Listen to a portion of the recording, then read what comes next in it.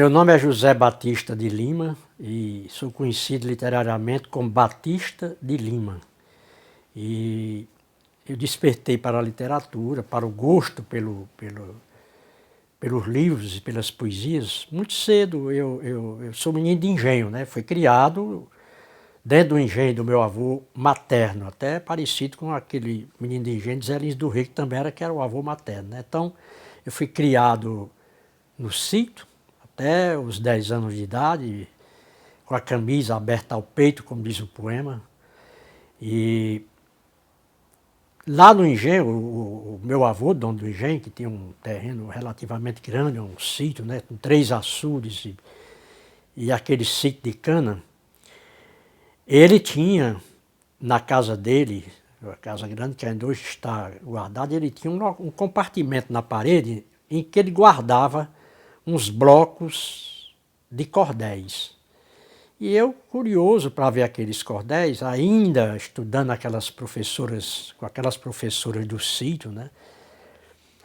Eu, inclusive, trouxe todas elas para minha posse na academia, são 6 professoras, cada ano era uma diferente, que ele colocava para os meninos, né?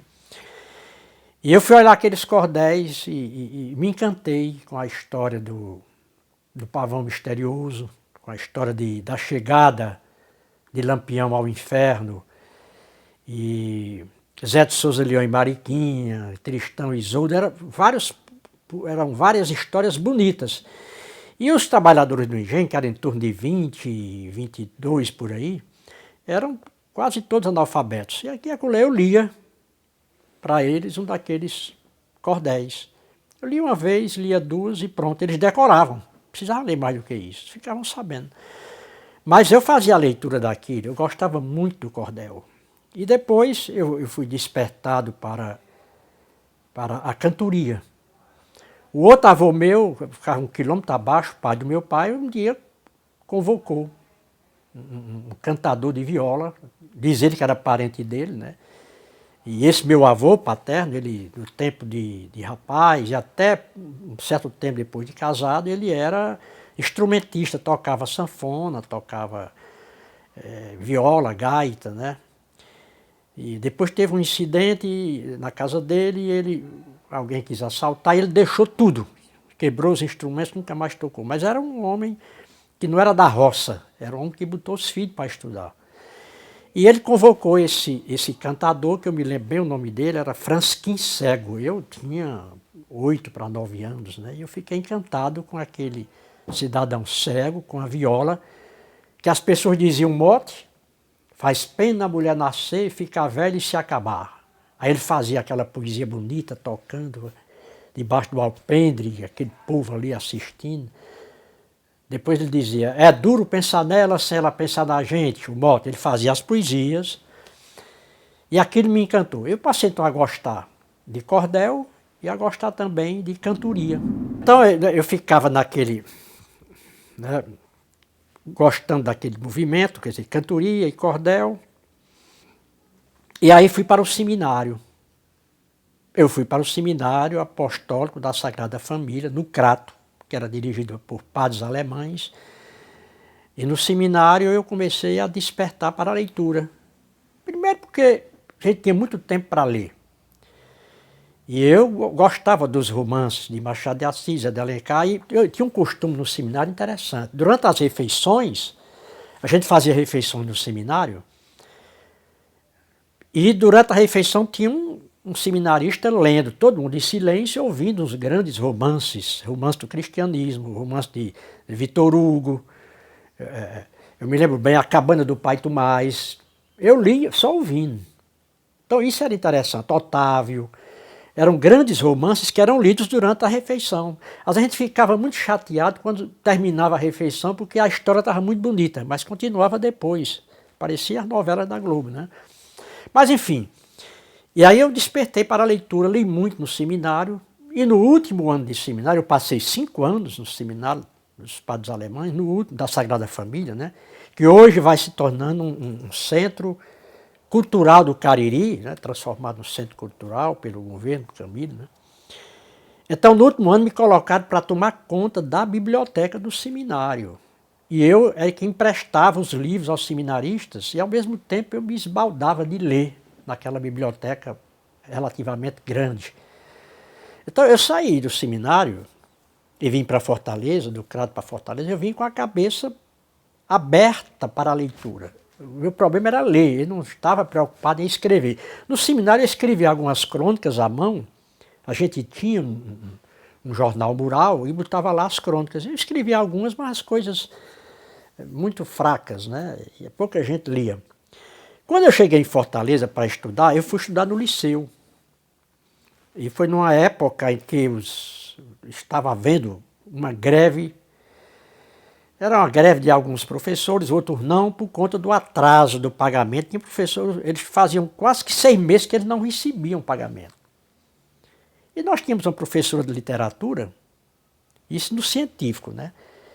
E ela ficava, às vezes, passava um trabalho para a gente, ficava lá no final da sala fazendo crochê, e a gente fazendo os trabalhos. E eu já dava aula, um tio meu tem colégio aqui em Fortaleza, o Casimiro de Abreu, me colocou como professor, eu no primeiro científico, né? E eu comecei, então, a pensar numa solução daquilo. Professora, me diga uma coisa, a senhora não deixa que eu, na próxima aula, dê uma aula sobre José de Alencar? Ela, ótimo, ótimo, dona Maria José. É o Maria José o nome dela. Ótimo, ótimo. Aí na aula seguinte, eu dei uma aula sobre José de Alencar. Os alunos ficaram encantados. Alguns da sala vizinha vieram assistir. Ela disse, na próxima eu digo, Machado de Assis, Dom Casmurro, pode esperar. Eu preparei a semana toda. Dei uma aula, encheu de gente na sala. Mas aí acabou essa greve, né? E ela voltou a dar aula. Mas um dia lá, eu sentado num batente do liceu, chegou um cidadão, bateu no meu ombro e disse, olha, meu nome é Carneiro Portela. Eu digo, pois não. Nós estamos fundando o Clube dos Poetas Cearenses. E queremos contar com você. Assisti sua aula, gostei muito, né? Eu digo, ótimo. É sábado à noite. Eu fui. E passei a frequentar o Clube dos Poetas Cearenses. Com algumas pessoas, como Carneiro Portela, Ayrton Monte, me lembro bem. Depois entrou Rosenberg Cariri, Márcio Catunda, o grande Márcio Catunda era lá, Mário Gomes, vários, Jackson Sampaio, depois foi reitor da UES, era um grupo bom. E eu fiquei frequentando o Clube dos Poetas, lançamos antologias, que eu tenho aqui todas elas, acho que 5 antologias. E depois eu me dediquei ao magistério, eu ingressei na Unifor como professor em 77, e em 77 eu lancei meu primeiro livro, que é Miranças, que é Mirar com Esperança. Eu botei Miranças. Um livro fraco, eu fiz com o dono de uma... Ele tinha uma gráficazinha fundo de quintal, ainda com linotipo, e eu ia ajudar ele lá na Vila Ellery. Fizemos o livro, bem rudimentar, mas muito fraquinho o livro. É tanto que eu nunca liguei, não guardei com uma lembrança, tem um exemplar só. Mas agora, um tempo agora, algumas pessoas começaram a dizer, olha, tem um poema teu que é muito bom. De qual livro? De Miranças, eu digo, é impossível. De Miranças? Sim, chama-se O Circo, que é um poema de 3 linhas. O Circo, de Miranças. Baixa-se o pano, os palhaços se retiram, levando minha infância. Só isso. Aí agora, já há uns 2 ou 3 meses, um colega meu também, que é poeta, né? Ele que mora em Brasília, ele mandou para mim um zap, né? Dizendo, olha, um colega meu de São Paulo encontrou um poema de um Batista de Lima do Ceará que ele está encantado. Eu digo, mas qual é o poema? Está aqui, é isso aqui, O Circo. O cara em São Paulo não me conhecia, aí pronto, aí o circo circulou, depois de muito tempo, eu comecei a valorizar o livro e comecei a gostar do poema, que nem me lembrar que esse poema era bom. Então, a literatura tem isso, né? E aí eu comecei a publicar. Depois eu fiz um livro, eu já na universidade, eu comecei a participar de um grupo, nos anos 70, 79, né? Um grupo chamado Siriará. Eu fui convidado porque eu ingressei na Unifor, e lá eu conheci vários escritores na Unifor, como professores de letras, o Horácio Dídimo, o Pedro Paulo Montenegro, eu conheci o Costa Matos, todos eram professores lá, né? O Dias da Silva, que me ajudou muito, porque é meu parente a ingressar na universidade, e conheci Adriano Spínola, poeta, um pouco mais novo do que eu. E um dia eu mostrava meus poemas para ele mostrava os poemas para mim. Um dia ele disse: nós estamos fundando um grupo chamado Siriará e queremos a sua presença. Aí eu fui. Quando eu ingressei no Siriará, aí eu convivi com assim uma pleiade de escritores. O Rogaciano Leite Filho, o Rosenberg Cariri, o Jackson, o Ayrton Monte, o Adriano, o Carlos Emílio Corrêa Lima, o Márcio Catunda, o Natalício Barroso. Eram 22 escritores, todos bons escritores, né? E eu fiquei ali, a Joyce Cavalcante, né, também fazia parte, e o Nilton Maciel. E eu então ingressei nesse grupo, que para mim foi a culminância da minha participação de grupos antes de chegar na academia. E aí eu fiz um livro chamado Os Viventes da Serra Negra, que foi trabalhado, esse livro, pelo Rosenberg. Nesse tempo, o Rosenberg e o Floriano Martins trabalhavam na imprensa oficial. Eles fizeram o livro bem feitinho, sabe? Fizeram uma capa bonita, e esse livro teve um certo sucesso, Os Viventes da Serra Negra, um livro de poemas, né? Mas o grupo acabou-se, né? O grupo Siriará, né? E eu fiquei com a produção individual. A universidade, depois fui ensinado no colégio militar, fiz concurso para o colégio militar, depois fiz concurso para a UES, ingressei na UES como professor, fui professor substituto na UFC, fiz o mestrado na UFC, eu já tinha feito letras e pedagogia na UES, e me entrosei com os escritores, né? Com esses escritores, inclusive os escritores da academia, né? E comecei a publicar meus livros, né? E aí eu publiquei um livro que eu acho interessante, que foi o Engenho, porque eu, como menino de engenho, eu vivi a realidade do engenho, né? Eu cheguei a alguns momentos que faltava um trabalhador, e meu avô dizia: olha, quebra um galho, vai hoje no lugar do trabalhador. Então eu passei alguns dias como corta-mel na fornalha, eu fui tombador de cana algumas vezes, eu cortei cana uma vez ou outra. Faltava um trabalhador, ele botava um neto para trabalhar. Ah, vai, tu já tá menino taludo, vai trabalhar. E a gente ia quebrar esse galho, né?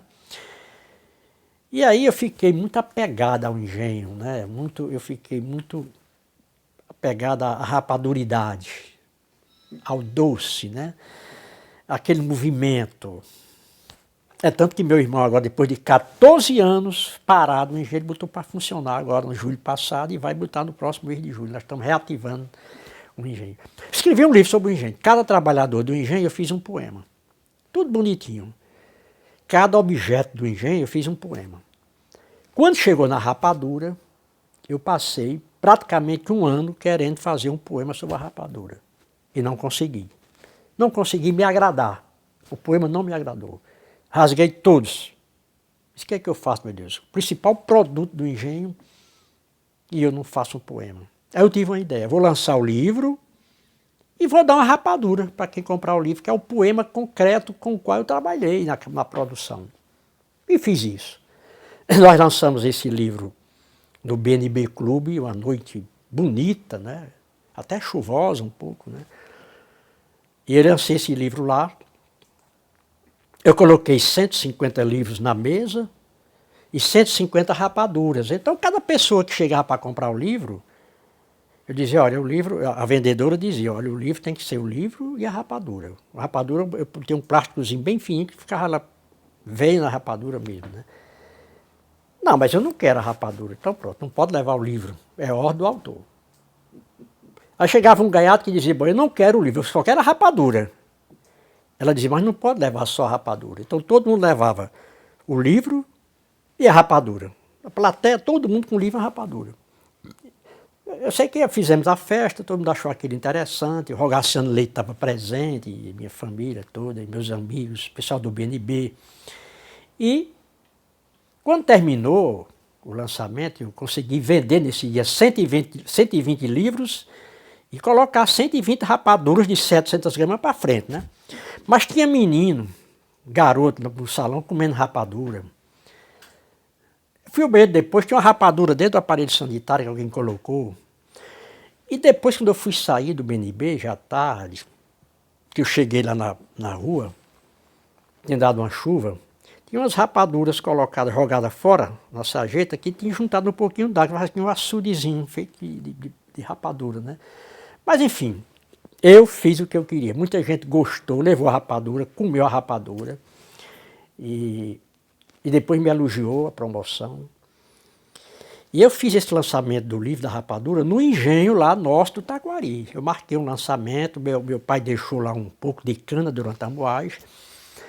E quando foi mais ou menos em dezembro, ele mandou cortar a cana, nós botamos os trabalhadores e botamos engenho para funcionar uma tarde, só uma tarde. E eu convidei os trabalhadores do engenho, né? E o pessoal do sítio. E convidei o BC Neto, né? O grande BC Neto, meu amigo do PCdoB, morava em Sé desse tempo, ele foi mais com outro rapaz também, o comunista, foram lá. Ele foi apresentar o livro, né? E quando ele chegou lá, aquele pessoal dentro do engenho, o lançamento foi dentro do engenho, ele subiu numa caldeira, emborcada, ele subiu na caldeira, e o BC Neto, eu gosto de contar essa história, porque ele levantou-se e disse: camaradas trabalhadores, essa terra é de vocês. Vamos fazer aqui uma reforma agrária, vamos pegar as foices e vamos dividir essa terra, esse latifúndio improdutivo, isso aqui é de vocês. E meu avô lá assistindo, meu pai, e ele, vamos fazer a revolução, a reforma agrária. Aí terminou aquele discurso comunista, né? E o pessoal todo abismado, né? Aí quando terminou, meu pai me chamou de José. Meu pai chamava de José. Esse rapaz, ele disse, esse rapaz é sobrinho do Biratã, é lá do César, é nosso parente. Aí ele disse, não, esse rapaz não é amigo teu, não. Se ele falasse mais aí, tu ia ficar deserdado de qualquer coisa aqui do sítio, né? Mas enfim, ficou folclórica essa coisa, eu já contei várias vezes, até na televisão, lá nos outros canais, eu já contei isso. E o BC fica rindo, né? Mas foi desse jeito que aconteceu. Então esse livro ele ficou famoso por conta desses episódios, né? O livro Engenho, né? Publiquei O Pescador de Tabocal, fez um relativo sucesso, que hoje já está na segunda edição, foi aplicado já no Colégio Castro Alves, foi aplicado no Colégio Maria Esther. É a prosa, é contos, é um livro de pequenos contos fantásticos, muitos deles, né? E depois disso eu comecei a variar entre prosa e poesia. E quando eu fiz o mestrado, eu tive que escrever alguns ensaios, e esses ensaios eu publiquei no livro Os Vazios Repletos. Ensaios sobre Drummond, sobre João Cabral de Melo Neto, aí botei Os Vazios Repletos. O vazio, para mim, é a metáfora, e o repleto é a interpretação que você dá, você completa, como se fosse assim, alguns buracos que você tapa. Então, é os vazios repletos, né? E esse livro fez sucesso, né? Está esgotado. E depois fiz minha dissertação de mestrado, que eu fiz sobre Moreira Campos. Por quê? Porque Moreira Campos é o maior contista aqui do Ceará, que eu, até então. Além do fato de ele ter morado bastante tempo em Lavras, que é minha terra. Ele é um poeta que tem, olha, é um contista. Ele tem alguns contos que a gente denota que há paisagens lavrenses. Eu fiz amizade com ele, convidei para ser meu orientador o Linhares Filho, que também é lavrense. Então eu escrevi a Ordem e a Desordem na Escritura de Moreira Campos, que é um livro, que é a minha dissertação de mestrado, que a Secretaria de Cultura, através do Gilmar de Carvalho, foi meu grande incentivador, o Gilmar, publicou. Bom, então eu comecei aqui em Fortaleza a fazer amizade com os escritores, né? Na UFC, quando eu fiz meu mestrado, eu tive contato com o próprio Moreira Campos, o pessoal do Grupo Clã, o Arthur Eduardo Benevides, né? E Eduardo Campos. Eduardo Campos foi para uma sala de aula, na UESC, eu dava aula, lá se apresentou. e o próprio Linhares, né? Muitos escritores. O Horácio Dino foi sempre meu grande amigo, né? Uma espécie de ídolo. Para mim é um grande poeta, Horácio Dino, né? Enfim. E aí alguém disse, mas eu devia se candidatar à academia. E eu me candidatei. Enxerido, né? Como diz na minha terra. Agora concorrer com mais duas pessoas, concorrendo, duas pessoas melhores do que eu, inclusive, né? E um deles era o de Ataí Bezerra de Menezes, né? E foi uma disputa acirrada, né? No final, o de Ataí ganhou de mim, por parece que 4 ou 5 votos, e entrou. Para mim é um orgulho saber que o de Ataí Bezerra de Menezes ingressou na academia e concorreu, que eu concorri com ele, né? E cheguei perto, né? Cheguei perto de Ataí. Mas aí eu me calei, fiquei na minha, não fui mais... vou deixar a coisa rolar. Entrou, acho que a Ângela Gutierrez, não sei quem. Aí depois apareceu a vaga, faleceu. Um acadêmico faleceu, né? E Luiz Sucupira, que eu acho que foi quem passou mais tempo na academia. Ele estava com 60 anos na academia. Ele faleceu já velhinho, né? E aí o professor Arthur disse, a sua vez. Eu me candidatei. Ninguém se candidatou. Eu tirei 36 votos dos 40. Tirando um, né, da vaga que estava aberta, 3 porque estavam doentes, não votaram. Então, inclusive Raquel de Queiroz, eu me orgulho de dizer, Raquel de Queiroz mandou o voto para mim. Todos votaram em mim, eu ingressei, entrei na academia. E aí, quando eu ingressei na academia, eu convidei para me apresentar o Linhares Filho, que era acadêmico já, né? E que foi meu orientador no mestrado da minha dissertação, e meu conterrâneo, né? E o Linhares fez um bom discurso, nós publicamos depois, o discurso dele e o meu. E eu entrei na cadeira número 2. Álvaro Martins, ele foi da padaria espiritual e abandonou a padaria, brigou lá, e foi para o clube literário, né? Irmão do Antônio Martins, que foi um poeta da abolição anteriormente, e Álvaro Martins, ele escreveu um livro que eu acho importante. Escreveu muita coisa, mas tem um livro dele, que é Os Pescadores da Taíba, que é um livro de poemas. E eu me baseei meu discurso mais tanto na história dele, né, de sair da padaria espiritual. Ele foi da padaria espiritual, saiu, e depois ser um dos fundadores do clube literário, aliás, do centro literário. Ele saiu da padaria espiritual e foi para o centro literário.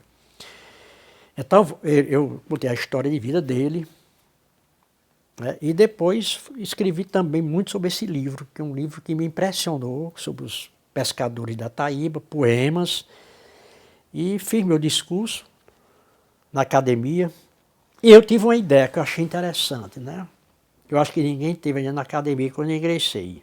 Além da família, dos amigos, na mesa principal, Dona Yolanda Queiroz, Dr. Ayrton Queiroz, na mesa, porque eu era diretor de centro na Unifor. Minha família inteira, meus amigos, os acadêmicos, né? Estava lotada a academia. Eu tive uma ideia. Digo, eu vou trazer minhas professoras, todas, aquelas lá do sítio. Todas estavam vivas na época, né? Em 98 isso, né? E eu então convidei. E teve delas que não veio. Eu não vou, uma pobrezinha, estava lá em Juazeiro, não tem nem roupa para ir. Eu digo, manda comprar um vestido. Eu tinha um irmão no Crato, morando, eu digo, rapaz, vai fazer esse trabalho para mim. Compra um vestido para essa senhora. Comprou um vestido bonito. Ela veio para a academia. A minha primeira professora, Maria Eunice, né, magrinha, já velhinha, veio para a academia. Eu me lembro, primeiro lá no sítio, né, não tinha cadeira, e eu fui com meu irmão com a carta de ABC no bolso e a cadeira na cabeça de minha casa, 200 metros, né, até a escola. Eu pensava que a escola fosse uma coisa pregada na parede, a minha primeira imagem, né. Então foi minha primeira professora. E as outras, né, todas vieram. Teve uma que disse assim, olha, eu não vou. Até uma parenta minha do Juazeiro, porque minha filha vai ter menino. E vai coincidir, eu digo, você vem. Arranjei uma das melhores enfermeiras do Juazeiro, para ficar com essa moça lá, com essa filha dela.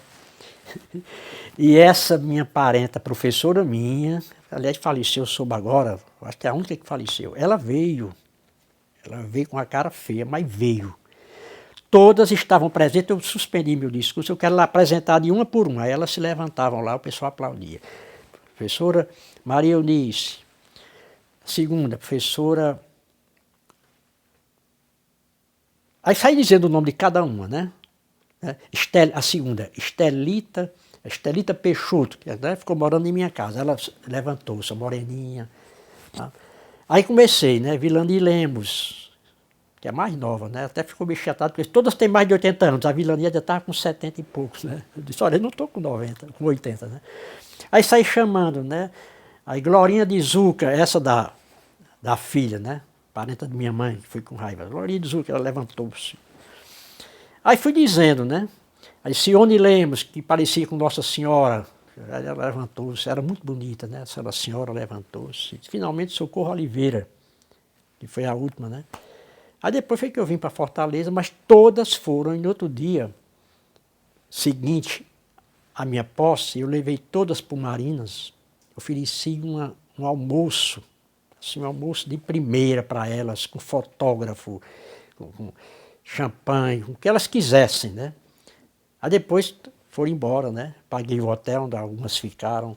Então eu dizia para elas, disse agora, até com os amigos meus que trabalhavam comigo no Conselho de Educação, digo, olha, eu não tenho ex-professor. Não. Meus professores continuam professores, porque o que eu tenho aqui, que eu aprendi até hoje, o que eu faço é deles. Então, eles estão vivos aqui. Então, eu não tenho ex-professora nem ex-professor. Eu tenho professores. Eu disse isso agora para o Marcelo Farias, lá do Conselho, e para o Teoberto Landim. Vocês não são meus ex-professores. Vocês são meus professores. Elas são minhas professoras. Então, eu abonei do meu dicionário a palavra ex-professor. Tá certo? E depois disso tudo, eu ingressei no Conselho de Educação. Depois da academia, fui para o Conselho Estadual de Educação. Eu sou conselheiro desde 2009. Olha, as academias, eu coloco aqui a Academia Cearense de Letras, e a Academia da Língua Portuguesa, que eu também faço parte, né? E a Academia Lavrense de Letras, né, da minha terra. As academias, elas têm a sua importância. Às vezes tem gente que fala, mas eu considero importante, tão importante que eu lutei para entrar nela, né, para ingressar nessas academias e frequento e participo. O Instituto Cultural do Cariri também eu faço parte, né, do meu Cariri. Porque, olha, porque não é o fato de você ingressar na academia, aquele glamour, não. Ali dentro se fomentam obras literárias, palestras, discussões de alto nível. Ali se reúnem intelectuais. A Academia Cearense de Letras, eu acho uma instituição importantíssima. Primeiro, ela é a mais antiga do Brasil, de 1894. É a primeira.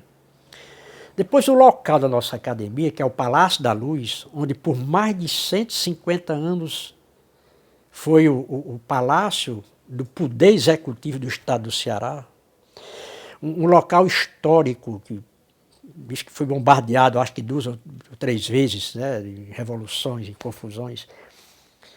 É um ambiente fantástico, porque é um ambiente histórico. Ali nós vimos a história do Ceará, passa por aquele local. E hoje pertence à nossa Academia Cearense de Letras, que abre também as portas para outras academias. Parece que tem em torno de 18 a 20 academias que se reúnem por lá, e grupos literários. Então, ela tem essa importância. E, com relação ao livro, antigamente era pergaminho, escrevia-se na pedra, escrevia-se... Não é? Então, digamos que o livro não vai se acabar, porque ele vai ficar, pelo menos, no museu, nas estantes, ele não se acaba nunca, né? O livro, que eu digo, impresso, em papel. porque inclusive o papel é feito de madeira, né? Quer dizer, já é um problema ecológico. Mas tem o livro e-book, né? O livro que vem, ele é um livro também. E depois, eu já notei que em países mais desenvolvidos que o Brasil, o livro em papel, ele continua paralelo ao livro online, funcionando. O pessoal vai nas livrarias, compra o livro, é porque nós no Brasil nos deslumbramos muito com a internet, muito com o computador, mas o livro não se acaba. Então, eu defendo a existência das academias, digo que o livro nunca vai se acabar, impresso, online, sei lá, depois colocar na cabeça da gente um chip com a literatura mundial todinha, não interessa. A literatura é imortal. Os literários são imortais, como os professores também são imortais. Eu gostaria de apelar para essa turma jovem, os estudantes, para que eles, primeiro eles lessem, né? Nós precisamos ler. Leiam muito, né? Não se preocupe por enquanto em escrever, leiam e frequentem a academia. Vão lá na academia, na biblioteca. Eu dou o meu exemplo. Eu, antes de entrar na academia, eu namorei com a academia. Eu ia lá pesquisar, eu ia lá olhar aqueles livros, eu frequentava, eu ia às solenidades de posses, porque eram verdadeiras aulas. Então essa juventude precisa frequentar a academia, frequentar o Palácio da Luz, que é aberto de 8 horas da manhã até as 4 da tarde. É aberto lá, dizendo, venha, entre aqui, venha ler, ali na Praça dos Leões, no centro da cidade. Então fica esse meu convite e estarei lá algumas vezes. Se eu estiver lá e chegar um estudante e quiser conversar comigo, me entrevistar, eu estarei às ordens de todos vocês. Sejam bem-vindos à academia.